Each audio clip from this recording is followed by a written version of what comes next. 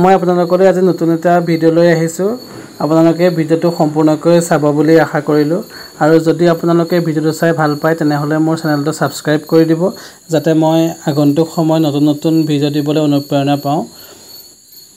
আজিৰ এই ভিডিঅ'টোত আমি আলোচনা কৰিম আপোনালোকৰ কেছ ৰেমিটেন্স কৰাৰ পাছৰ যোনটো ষ্টেপ হয় সেই ষ্টেপটোৰ বিষয়ে। কেছ ৰেমিটেন্সৰ ৰিপৰ্টটো আপোনালোকে কেনেকৈ চাব পাৰিব, কিমান কেছ পঠালে, কেছটো পঠোৱাটো ছাকচেছ হ'ল নে নাই সেইটো আপোনালোকে ক'ত চাব পাৰিব, আমি সেইটোৰ বিষয়ে আমি এইটো ভিডিঅ' আলোচনা কৰিম।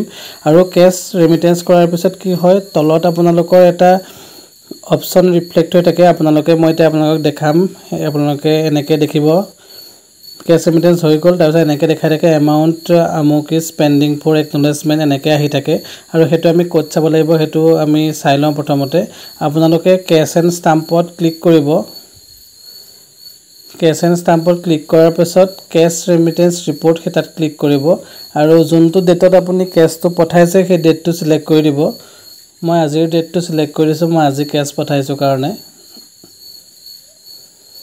এনেদৰে আপোনালোকে ডেটটো চিলেক্ট কৰি দিব। চিলেক্ট কৰি দিয়াৰ পাছত ফেটছত ক্লিক কৰি দিয়াৰ লগে লগে আপোনালোকে আজি পঠোৱা এমাউণ্টটো এনেদৰে ইয়াত ওলাই যাব। এতিয়া আপোনালোকে দেখিছে যে একনলেজমেণ্ট ষ্টেটাছ পেণ্ডিং, এইটো পেণ্ডিং হৈ আছে কাৰণ এছ'ত এইটো কেছটো এতিয়ালৈকে একচেপ্ট কৰা নাই। কেছটো যেতিয়া একচেপ্ট কৰিব এই একনলেজমেণ্ট ষ্টেটাছটো পেণ্ডিঙৰ পৰা একনলেজডলৈ চেঞ্জ হৈ যাব। কেনেকৈ চেঞ্জ হৈ যাব মই আপোনালোকক বেলেগ এটা ডেট চিলেক্ট কৰি দেখুৱাই দিছোঁ। এনেকৈ একনলেজমেণ্ট ষ্টেটাছটো একনলেজড হৈ যাব।